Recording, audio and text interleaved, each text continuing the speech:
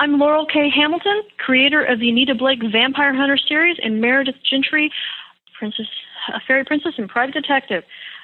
You're listening to This Week in Geek with Mike the Birdman Dodd, Steve Snowball Sailor on 90.1 FM, the new heat, Niagara's hottest mix. The following program is closed captioned for the thinking impaired. And we did all that without computers. They don't let us out much. We have an intro? Not really. This is just us ad-libbing. Are you ready for a sexy party? Son of Jor-El, kneel before Dodd. Or me, whichever. If you've seen Godzilla vs. Mothra 37 times, I think I've got a show for you. You're listening to This Week in Geek with Mike the Birdman Dodd and Steve Snowball Sailor here on 90.1 FM, the new heat. Hello, everyone, and welcome to another interview with This Week in Geek. I'm, of course, Steve Snowball Sailor, and today I'm joined with... Mike the Birdman Dodd. And Ashley Kibble, every geek's favorite accessory. And, of course, and today, if you're out there and you're a geek and you're a fan of vampires and the hunters who kill them, when we mention the name Anita Blake, what name comes to mind? If you say Laurell K. Hamilton, you gain +5 in necromancy, because today we have the honor of Miss Hamilton on the line. Hello, Miss Hamilton, how are you? I'm doing very well. How are you guys? We're doing awesome. Excellent. So, now the first question we want to ask, obviously, is we usually start off with, this is going to be a very James Lipton, inside the actor's studio type of interview today. Again with the actor's studio reference. I love that show. James We Lipton's awesome. love that show. We love that show, too. See, there you go. All right. So, now, where did you grow up? I was raised in Sims, Indiana, which is a town so small in northern Indiana that the one of the major papers called it a hamlet because they couldn't find it on a map. Really? I know how you feel. We all do. We all come from small towns. Under 100 people. Small. Not that small. 300 for me, but that's very, very, very small. So I guess with a town that small, that's kind of where I guess your imagination started to grow, I assume? Well, yeah, it's one of those things. If I had lived in an environment where I had more to do, would I be less imaginative and less successful now? Maybe. Oh, okay. But I've always told myself stories. Oh, okay. So is that when did you really start to get the creative writing bug? I was 12 and a half. Why do I know I was 12 and a half? Because for years, all my characters were exactly my age. Oh. And it's actually my early efforts. I started trying to write at 12 and a half and finished my first story at 14. And what was the name of this story? It had no title. It was a bloodbath. Oh, really? So maximum yes. carnage. Even at 12 and a half, you had quite the sick imagination. No. At 12 and a half, I was trying to write Louisa May Alcott Little Women stories. And then somewhere between 12 and a half and 14, I found Robert E. Howard's short story collection called Pigeons from Hell. And that changed. Not only did I think, I want to be a writer, but this is what I want to write. I'd never read horror or dark fantasy until that moment. And it was a revelation. So did you also like Stephen King, The Birds? Because I know those were birds from hell as well. Is that where you got some of your inspiration? Stephen King, I guess the most influential book for me from him would be Salem's Lot. Really? It was vampires set in modern day. One of the scenes that I like the best is when you have some of the new vampires that hidden under a trailer, like that little crawl space under a trailer. It was one of the most unromantic vampire moments in vampire literature at that time, and it made them very, very real. I think that I was like in junior high when I read this book, so I think it had a real influence on me. Okay, so now was that what kind of led you to coming up with the whole, obviously, Anita Blake vampire hunter kind of character? Like, did you start off with kind of thinking of a character to write about a character, something like that, or was it a process that you went through to kind of build up to that kind of a character? Actually, Anita comes from reading hard-boiled detective fiction just after college. And the guys, the male detectives, they got to cuss, they got to kill people without remorse, and they got to have casual sex. The female detectives at that time, they didn't get to cuss, hardly at all. If they killed somebody, they had to feel really, really bad about it. And sex was either not mentioned at all or was very off stage. I thought this was unfair. I wanted a character that could keep up with the guys. But I thought straight mystery wasn't my cup of tea. I've always loved fantasy, monster movies, so I wanted a world where I could play with those too. The combination of hardboiled detective, female character, and my love of myth, fantasy, and monsters, that's where Anita comes from.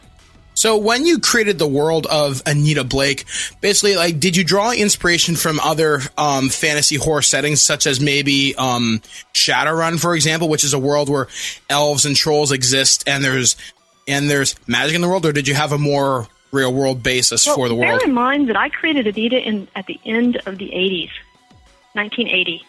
Wow. Like late 1980s. So I predate almost all of this.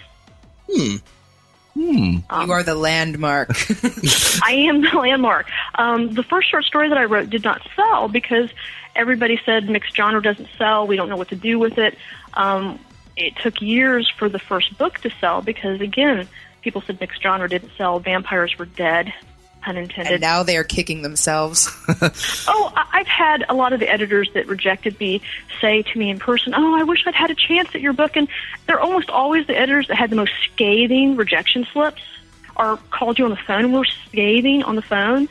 And so they're always the ones that come back later and say, I wish I'd had a chance. And then you get to be petty or not. I usually do give in to this impulse and say, well, actually you did. And I can quote. And then I quote them how they rejected me. Because, every once in a while it's that petty moment that does bring pleasure. What exactly was it like when you were rejected the first time? Because some of us here, Steve, for example, is a writer, and he has yet to face his first rejection in being published. What is that like? Thanks, Mike. No offense, man. What's that like? I got my first rejection slip when I was like 17. I was already trying to sell. I took Ray Bradbury's advice. Pick a small room of your house and paper it with rejection slips. When you have it completely wallpapered, then you will have sold. Oh. Rejection is just part of how it is to be a writer. That is just the nature of the game. It's better than being an actor because at least you're not being rejected in person. But being rejected is... I'm sorry. Rejections, as a general rule, never bothered me that much because I expected to be rejected. I went in going, okay, I'm not perfect at my craft yet. So, of course I'm going to get rejected. I think it would have actually messed with me more if I'd gotten accepted right away. I think that would have thrown me more. Okay. So what was the first story that you were able to actually get published, and what was the process that you went through to get that published? Well, do you mean the first one that was purchased or the first one that hit publication? The first one that was purchased. First one was purchased was Stealing Souls, and it was bought by Marion Zimmer Bradley for her short story anthology, which she called like it was a 5.5 or 6.5 of her Sword and Sorcery series. It's not one of her Sword and Sorcery books. But it's, oh my God, the name of the anthology has just escaped me. It's fled into the field with all the other ideas that come and go. So that's where they go. I've always wondered where it went.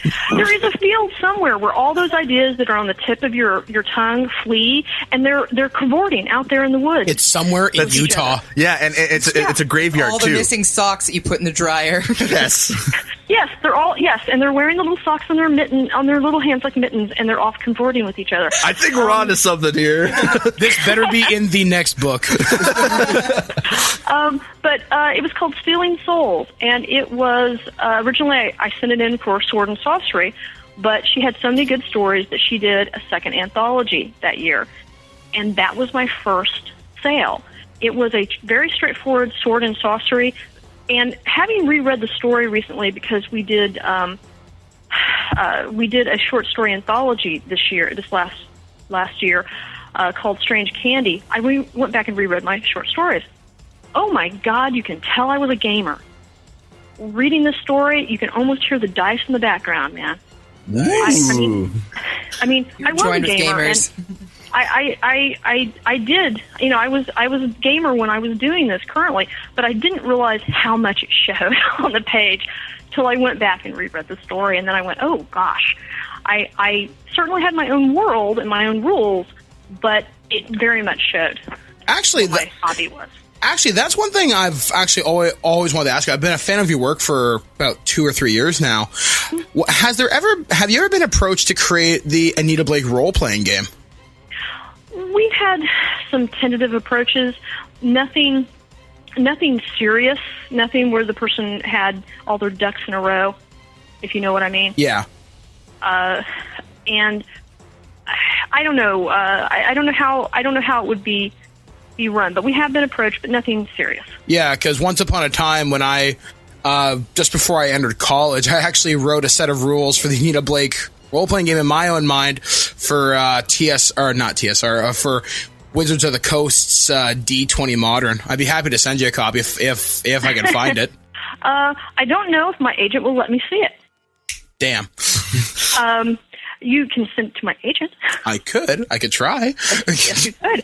Because everything like that for gaming, for ideas and stuff, everything goes through my agent now due to, unfortunately, some people with no sense of humor at all have made that necessary. Have you ever actually written any D&D type or role-playing kind of games or anything like that? Well, my first book, Night Seer, and also the world where many of my first short stories are set, was actually originally, I'd been making notes on it, but I finally ran it as a campaign originally. And it was fun, but the characters, the players wouldn't do what I wanted them to do, because of course they had minds of their own. And I got very frustrated with them, and finally one of them said, well, fine, if you don't like us playing in your world, why don't you take it away and write it like a novel, because that's obviously what you want to do. Well, so I did. And I got it published. Wow. Sweet. And, so originally, Night Seer was a world where I set people in, and I had a campaign going. Do you still play D&D and role-playing games now, or? No. I don't have a lot of time for hobbies anymore. That's one of the sad things. You start off by love of gaming or love of reading, and then as you get more successful in the field, you have less and less time to do stuff that isn't actually related to the job. Kind of the ironic side of success in this field. So you've obviously taken something that was originally a hobby and turned it into a very busy career. And I actually wanted to jump right into the Anita Blake series and ask you a couple questions. One of them came from a friend of mine who has been reading your entire series. I mean, this girl was very excited when we told her that we were going to talk to you today, and she really was interested to know where you learned all your information on the Louisiana voodoo and like South African culture and myth lore. Where did that come from?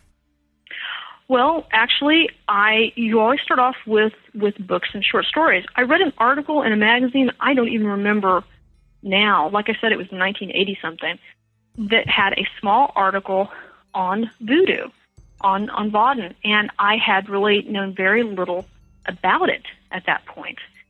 And I read that, and then that got me thinking about, originally Anita was supposed to be just a zombie, raising the dead as zombies. She wasn't actually originally connected with vampires at all in my mind. And I got some books on actual voodoo and Vauden as a religion and a faith. In fact, I'm looking at my bookshelf now. Voodoo in Haiti, and Voodoo and Hoodoo. I've got, I had The Serpent in the Rainbow. It reads very well. I'm not sure it's really good as a research tool. But I went out and actually got books on voodoo, and then after you do your book research, then you find people that actually practice something as their faith and get them to talk to you. But you got to do your research first, because otherwise you sound like an idiot. If I hadn't done my research, I would have thought that the shambling movie zombie and what I do in my own book was real. And there is nothing in voodoo like the shambling movie zombie. That is not true. If this is your path of faith, you don't believe that you're ever going to be able to raise the dead as a zombie. That is just not real. Oh. In fact, I was worried that people would be upset because it is their path of faith. And I had a gentleman who practiced voodoo, and he came up to me after I think the third book was out, had a lot of zombies on it. And I really thought he was going to take me to task. But he said that it was the best written voodoo he'd seen in fiction, which I was very pleased to hear. And I said, but my movie zombies, that's not real. And he says, no, but they're so fun. Well, they are fun. Well, they are, but what I've learned is if you do your real research in real life, people will let you take liberties for fiction, but if the rest of it is very accurate, they're happy. So I did books and then talked to people that practiced it as their faith. That's where I started. I started with what was real and then took that jumping off point to fiction. Okay. Well, obviously, a lot of your stories deal with the supernatural kind of element, as it were. So, you said you do a lot of research of all that. Were you kind of interested in the supernatural element before you really started writing, or was this kind of something you developed as you were doing research for your work? I have loved things that go bump in the night as long as I can remember. By the time I was 5, I was begging my grandmother to let me stay up and watch like the original Boris Karloff Frankenstein by myself. And she says, well, I won't stay up with you. You have to stay up by yourself. I said, fine. You watch Boris Karloff's Frankenstein by yourself? Yes, at 5. I got to the point where Igor is torturing him with the torch, and then my nerve failed. And I had to turn it off and run from my bed and, of course, jump very wide so that the monster in the bed didn't get me. Wow. Nice. But I have, as far back as I can remember, I have been attracted to things that go bump in the night. It's just always been a part of me. And I used to blame it on early tragedies, like my mother's death. But I remember prior to her passing away that I loved horror movies even then. And when I got up old enough to read, I read ghost stories and myth and folklore. I've always loved this stuff. And the Creature Feature Movie Hour was my friend as a child. Wow. Now, just out of curiosity, Laurel, have you ever had any supernatural experiences in your personal life? I don't know if I want to answer that. Oh, I touched the nerve. No, but no matter what I say, somebody will listen to this, and then they'll get on the internet. The internet is a wonderful tool for good or for evil. And then whatever I say will get blown out of proportion. Even having refused to answer the question will get me in trouble, because then they'll speculate. We still love you. Yes. We do. Yes. Let's just put it this way. I believe in a lot of things that go bump in the night, but not as I write them. Okay.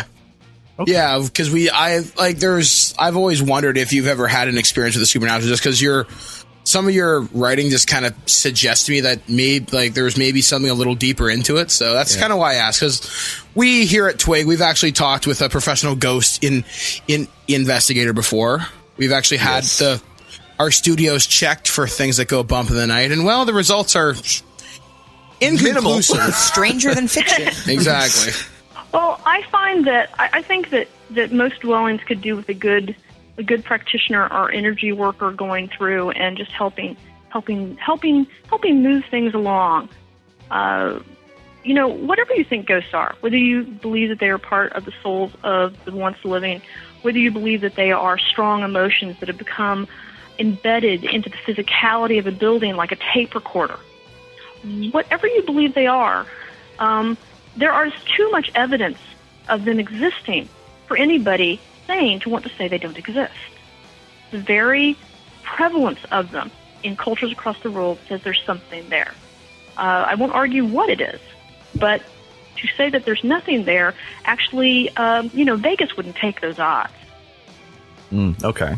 Answer, I like that. Yeah. So now, with obviously when you mentioned the fact that supernatural things happen, but not necessarily as you write them, has there anything that really that's been a part that's more personal or more part of your life that influences your stories, or is there something that's always embedded into your story that's specifically you?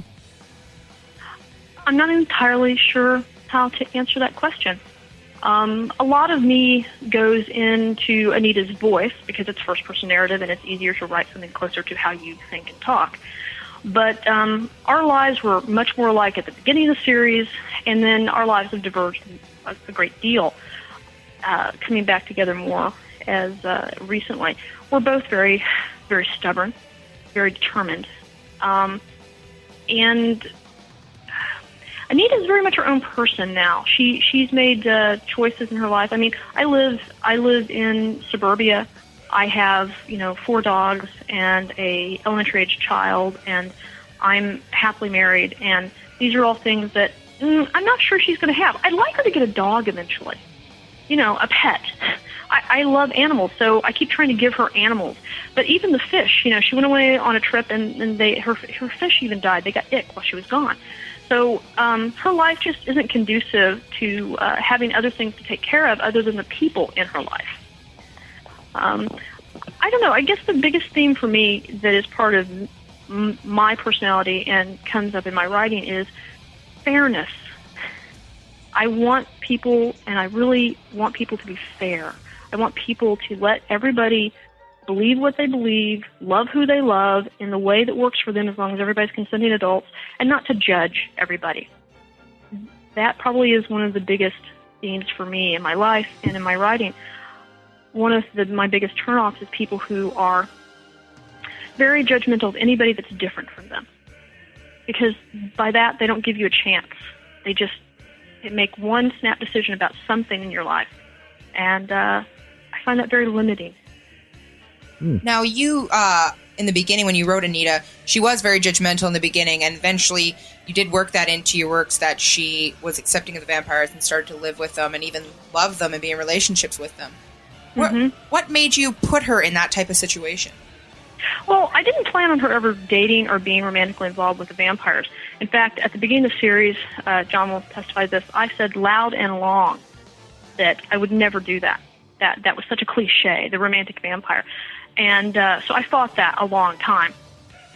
But as far as her change of attitude, the world being at the beginning of the series very black and white, and as it progresses being more gray, that is because I actually interviewed real policemen and real combat veterans, because that was the closest to what Anita does, is a vampire executioner.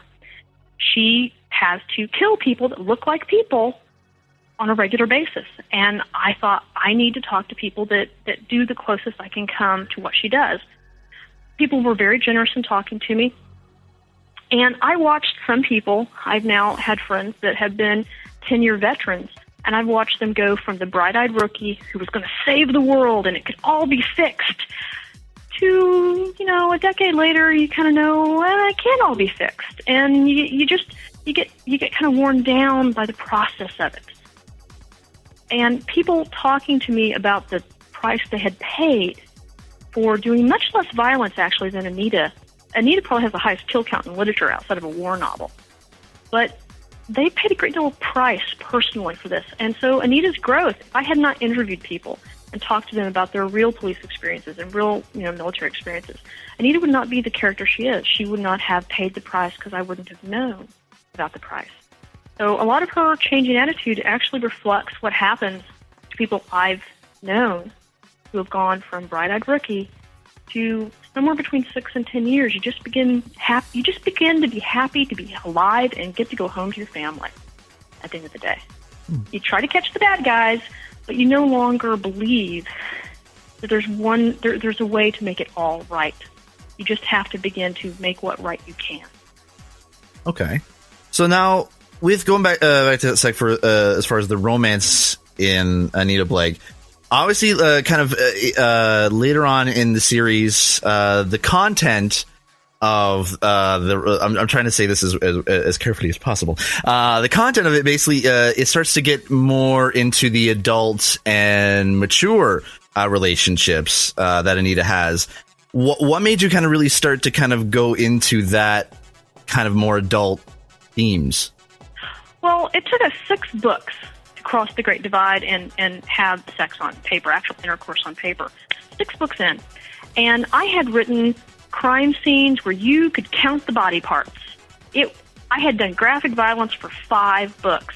And then I came to a scene where it was making love between 2 consenting adults who cared about each other, and I wanted to do the 1940s pan to the sky. My camera had not flinched in 5 books on violence, but sex, I wanted to flinch. I wanted to not see it on camera.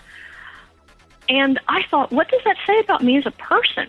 That I'm okay with violence and carnage, but let there be a tender moment between two adults, and I don't want to see it. Well, one, it makes me very American. Mm-hmm. That is true.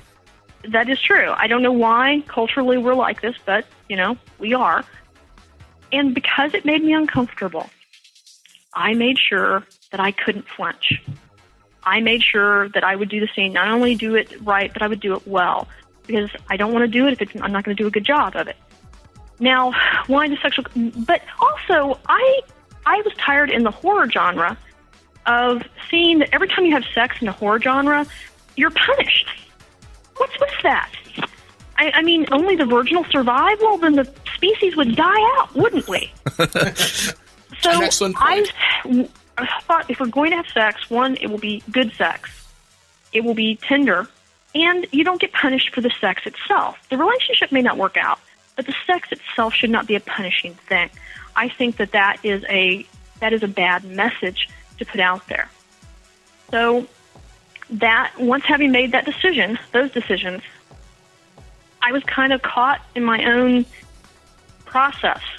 And I did not intend us to have more men than you can count on one hand in the relationship. This was totally unplanned for me. And a lot of it happened because I would try to fix Anita's relationship. I brought Richard on to marry her. He's our Boy Scout. He's our good guy that's supposed to ride in and take care of it. And the more I pushed her at him, the more they fought. So I finally realized that if I would just stop pushing, that I might not make the relationship work less well. Anita's very stubborn, very cantankerous, and if you push her one way, she'll go the other, like a lot of our friends when you give them dating advice. The sexual content is necessary to the book. It's not gratuitous, and it shows character and intimacy and plot better than I can do with anything else. Nothing shows how a couple interacts is succinctly and is movingly is how they are alone in the bedroom. That is really the core of your relationship. And one of the things by having Anita not have one specific sweetie but have more than one person she's in a relationship with, I'm hoping to dispel this myth, this very destructive myth, that there is only one soulmate out there for you. And so if you're in a relationship and it's not working, then it must be that person's fault. So we'll leave him or her and we'll go on to the next person. No, actually, being in a relationship is hard work. By showing you have the same woman in relationships with different men, but the relationship is different because the men are different, but it's not different because the woman's different, but she has to react differently to them, I'm hoping to show that Anita might be able to be happy with several of these men. It wouldn't be perfect, but perfection is not what we're going for. We're going for happiness. Happiness isn't about perfection. Happiness is about how much compromise you're willing to do. Very sound advice. Sorry, I like that. Yeah. I'll get off my little soapbox now. That's okay. It's That was a great extremely well. soapbox. That was extremely well that was really said. great. And I think for such a little character, very tiny, petite girl with a very, very big mind and very big morals, I think it would not be expected to keep her with one guy. I think it would take a lot of guys to satisfy such a big character like that. And actually, I wanted to ask you more about, I have to pronounce this right or my friend will get very mad at me, the ardeur, the whole sexual, thirst and the need for this sex to go on before it overcomes you, kind of like a beast. What was that about? Where did you get the inspiration for that? Well, the other came in part because Anita had all these uber powers, but as some people had pointed out, she wasn't paying a big enough price. She seemed to gain all these powers, and there wasn't a large downside. So I thought, well, that's a fair thing. We need a downside. So I thought, what would bother Anita most? Well, what would bother me most? Well, short of the thing that would bother her most probably would be going and tearing people's throats out and truly having a blood hunger. But the ardeur was a compromise short of that. And also, the ardeur was supposed to be something that came in. It wasn't supposed to be this overwhelming thing. I didn't plan on it being as big a deal as it was, but I finally realized if you bring in a major metaphysical event, you can't just wave your magic writing pencil over it and fix it instantly. We're still struggling with the outcome of trying to get the ardeur under control. If we had not had the Adore, she would not be with Nathaniel. She would not be with Micah. I mean, the series would be completely different if the Adore had never risen. Just as I had planned to kill Jean-Claude off at the end of book 3 because he was trying to take over my series and I couldn't do it, and it would be a totally different series again. My subconscious tends to know more than I do about where I need to go, and this was what was handed up to me one day as I was trying to come up with a downside to her power growth. And I also want to do something I'd never seen done before, something unique. And so there you go. Wow. Okay. All right. Well, moving on now, as we're kind of going more into the kind of, I guess, the nitty gritty of actually writing. For those who are out there and that are interested in writing a book or whichever, and knowing your process of what you go through, like, what is, when you come up with an idea for an actual novel or short story or any story for that matter, do you just come up with a general idea and then outline from there, or do you just are you more of an organic writer where you kind of just write from the hip and then just go and just see where the story takes you? Well, I am a very organic writer. With a short story, you can come up with an idea, sit down in an afternoon and do a short story, which I've done in the past. With a book, it's harder. I will come up with an idea and usually do, I know the major events that have to happen, especially with a mystery. You have to know what your clues are. You have to know who or what done it. You have to know motive. But beyond that, I will often have choice A, B, and C for the characters at certain pivotal points. And once they've chosen A, B, or C, that changes the rest of the book. Because I let my characters have their heads, if they come up with a better idea, I go with it. I've thrown out the entire last half of a book before because Anita was just better than the bad guy, and she got away when she wasn't supposed to. If I outlined in detail, that wouldn't happen, but I think that it also would stifle my characters, and I write so I can find out what happens next. So if I knew exactly what was happening, I think I'd be bored. So I plot the major events for the mystery. I plot some of the major relationship arc. And beyond that, the characters come up with a lot of stuff and surprise me on their own, which is one of the things that keeps me writing and reading. Okay. Now, when you actually are in the process of actually writing, what is the what are the things that you need to do in order to be able to kind of get yourself into that kind of creative mode? Like, do you write alone? Do you write with a bunch of people? Like, do you handwrite? Do you type? Like, what is the process that you go through to write? I have actually never written a book that wasn't on a computer. And if I'm stuck, I'll write longhand, and I do notes longhand. I'm sticky note queen. I outline a book and do sticky notes, and I will come up with an idea, and I will write on a sticky note and put it over the computer so I can look up and see it. I'm very visually oriented. On the books, I write by myself. It's a very lonely process in many ways.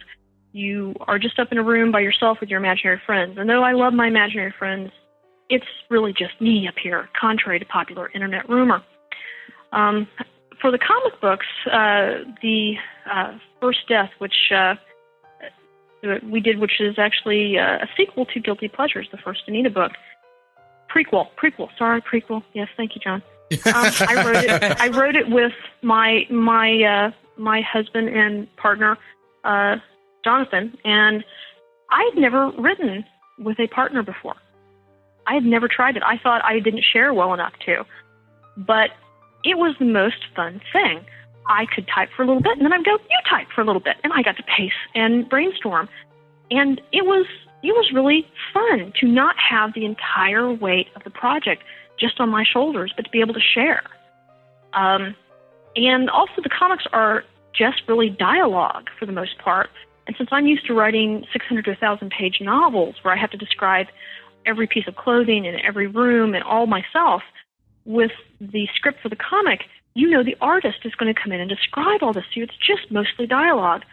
That was just, incredibly freeing to just go, I just have to tell what they say. The artist will draw everything else. That's so cool. And Jonathan has a better visualization of comic than I do. I'm still learning how to visualize it in my head, the difference between writing a novel and writing a script is very different. And I'm told that not everybody can make the transition, and not everybody can appreciate what the visual medium, whether it be comic or a movie thingy, a movie camera, can do for your words. I seem to have grasped what a comic can do and how that can marry with a script. So but with the novels, it's an idea and me alone in the room trying to create something out of nothing. And there are days when it's glorious and the muse is sitting on your shoulder and it comes in this amazing rush and you just get this writer's high, like a runner's high. And then there are days when you sit there and think you're killing trees to no purpose and you're taking up space that could be better served for a plot that would work. And there's always this moment of despair in a book. Every writer I know pretty much gets a moment of despair. Some get it early in the book, some in the middle, some towards the end, where you're just sure that the book will never work. Now, if you push past this wall, again, it's like running a marathon. If you push past the wall, then you get a surge of energy and you realize there's nothing wrong with what you were writing other than you just reached that moment of despair. But a lot of beginning writers, I find, they hit that wall and they think there's something wrong with the book. There isn't. There's something wrong with the editing part of your head. The editing part of the writer has to stay out of the way for the first draft, because you'll kill your first draft. You'll kill the baby before it's even born, because you get overly critical of yourself. And I find that I cannot work and edit at the same time. I have to do first draft and then do any editing either the next day if I need to do some cleanup, or especially early in my career, I did the first draft of the book before I did any heavy editing, because to slow down to edit, I couldn't finish. Yeah, I think it's one of the reasons it took me several years to finish a short story when I was younger, because I would try to edit as I went. I can't do that. Some writers can, I cannot. Oh, I have actually sort of a personal question to ask you. When you're writing your books and you write something that's very, like maybe you didn't plan to kill off a character, but then partway through you plan to kill off this character because it needs to be done or whatever like that, you find you get so deep into your writing and so deep into your world that you find yourself crying or getting very angry over moments, and you actually have to stop because you are feeling the same emotions that these characters are feeling. Yeah, to a certain extent. I didn't realize I did this, but I'm sort of like a method actor. I know there's different schools of method acting, but by that I mean a method actor will get so into the character that they actually warn people they're doing scenes with that if I'm trying to kill you, I really try to kill you.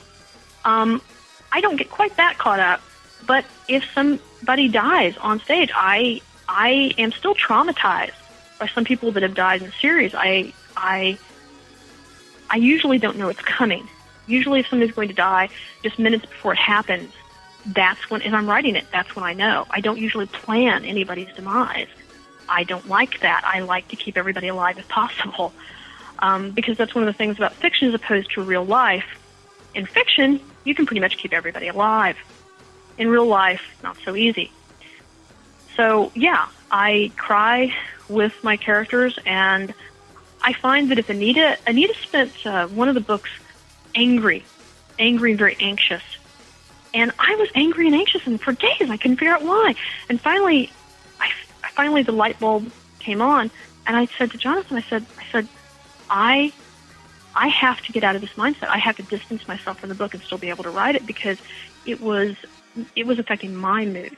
And that is still one of the most difficult things with writing, especially Anita. Mary too, but really Anita, if I've had an emotionally trying day with her, I will end up having that color my mood. And since what Anita mostly does is, serial killer cases, she's having major fights with people she's in love with, she's not always in a happy mindset. And, I'm having to write these very intense emotional scenes and then having to deal with, the munchkin knocking on the door. And you have to switch gears. You have to be able to shut it off. I'm not really good at that. I really do carry the book around in my head a lot, and a lot more than I thought I did. So I'm still working on how to balance that, because for me, a book is engrossing. You have to be immersed in the world, but you have a normal life too. And I'm not one of those writers that makes everybody tiptoe around and be very quiet because, oh my God, she's making art. Oh, please, it's a job. You know, I'm not one of those people that has any sympathy with people who can only write when they're inspired. Put your butt in a chair and write. That's when you'll be inspired. It's you have to treat it like a job, or you will write maybe a book in your lifetime rather than have a career. But having said that, there is some of that artistic moodiness that you just can't seem to get away from when you do this.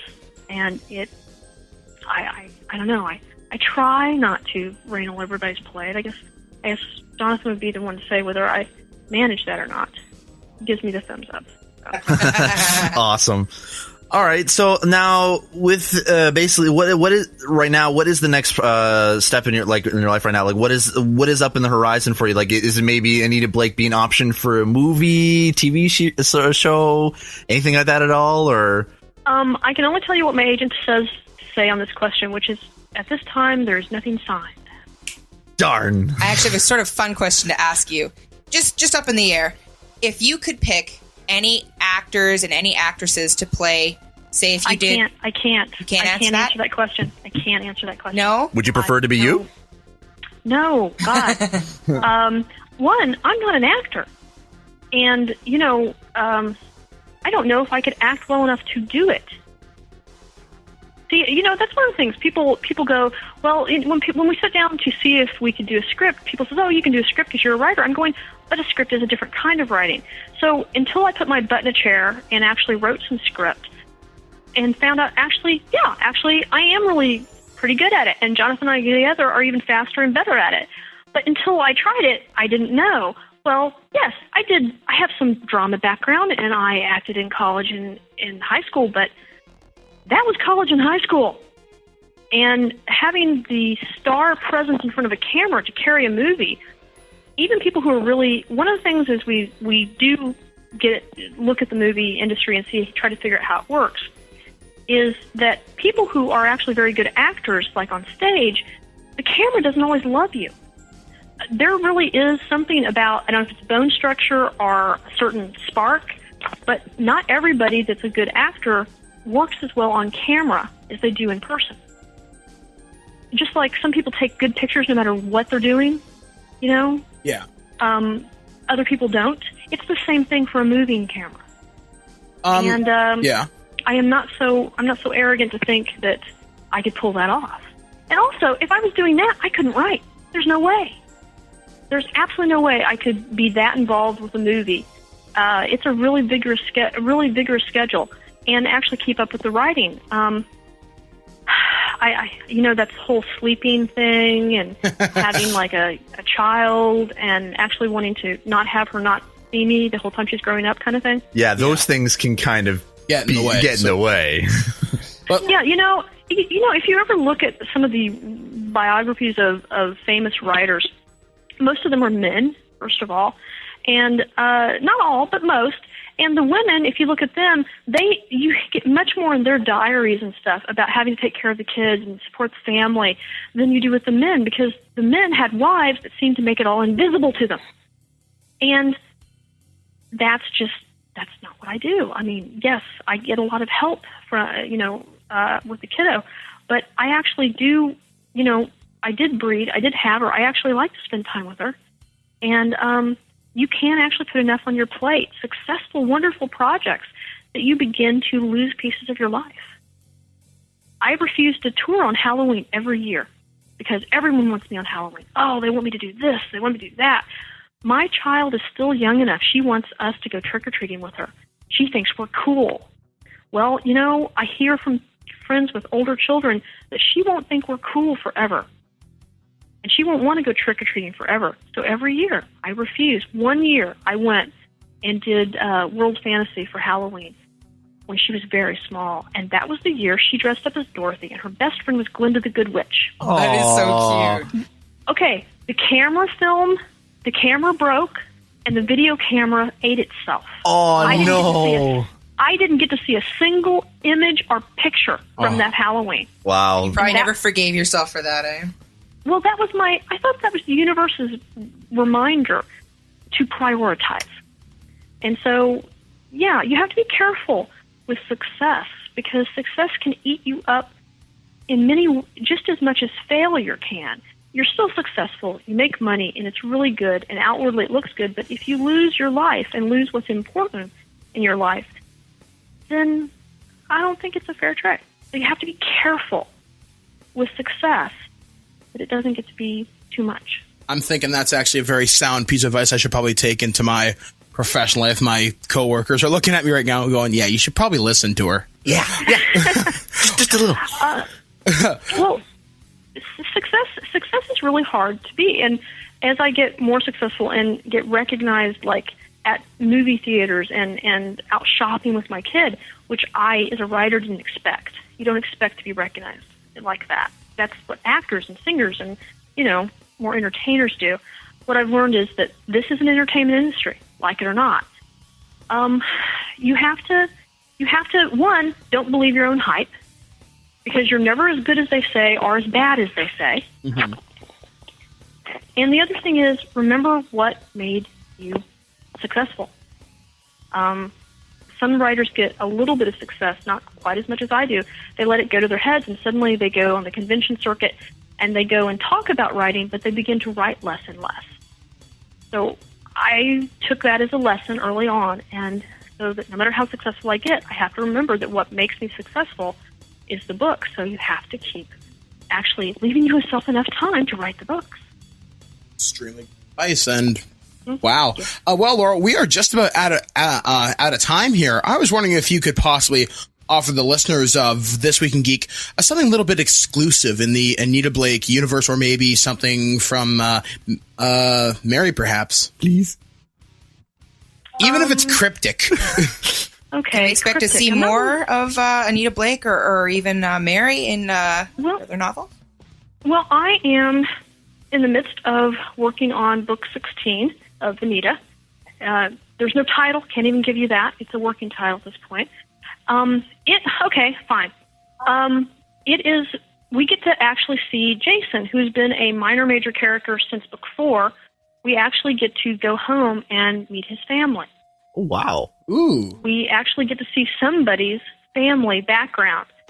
And, of course, though, Anita's with him, and it goes horribly, horribly wrong. And we are, I can't say that. Let's just say that we have, just about the time that we think we're getting the idea under control, it goes more wrong than it's ever gone wrong before. Wow. Dun, dun, dun. Well, thank you, Laurel, for that. We definitely appreciate that. Yeah. I think the listeners will definitely appreciate that, too. Thank you so much. Now, one last thing we like to do for fun for the people that we interview is that basically we ask two specific questions. It's kind of more of going along, obviously, the James Lipton. Got to go back to that again. Basically, You in your studio. Yeah, I love this thing, man. Okay, one question is, what is your favorite curse word? I can't say my favorite curse word. You told me not to. You can say it. It's okay. We'll bleep it out. The one I say the most often? Yeah. It's Awesome. You just made our day. We just heard Laurell K. Hamilton say Awesome. Now, the last question is, now, if heaven exists and you go to the pearly gates, what would you like God to say to you for the first time? rest for a while, and then you get to go back. Ooh, I like that. Interesting. All right. Well, perfect. You're the Highlander. Well, no. More religions on this planet believe reincarnation than don't. Definitely. I agree with you on that one. Well, everyone, you just heard the interview with Laurell K. Hamilton. It was an awesome interview. Definitely one of the most fun things I've had to do in quite some time. We learned a lot about her writing process, the character of Anita Blake, and some other interesting factoids. Laurel rules. So we definitely appreciate having her on the show. Laurel, is there anything you'd like to say to the listeners of This Week in Geek? Just that everybody do what makes you most happy, as long as you don't hurt anybody else. And buy her books. And don't bug her on I don't think Halloween. I'm allowed to say that, but thank you for saying it. No problem. Want to see me make bubbles with my spit? Sure do. In fact, that's the theme of our next show. So don't miss it. Why is the program, freaking out? It's doing it again! This program, communism! Freaking communism! Can you count pi to 1,000 places? Wait, if you can, you're too much of a nerd. gave us a show and we still don't know what we're doing. I don't know either. You've been listening to This Week in Geek. Tune in next week where you'll hear Mike say, I'm ad-libbing this as I go along. I'm just going to let it roll and I can edit out whatever I want. Okay. Shit, I need to think. So make sure to tune in next Wednesday at 4:30 p.m. on 90.1 FM The Heat. Also make sure to visit our website at thisweekingeek.net for show notes, news, and updates about the show. Also make sure to add yourself to our MySpace page at myspace.com/thisweekingeek. If you'd like to send comments or feedback about the show, email us at feedback@thisweekingeek.net. That's it for us. We'll see you next week on This Week in Geek.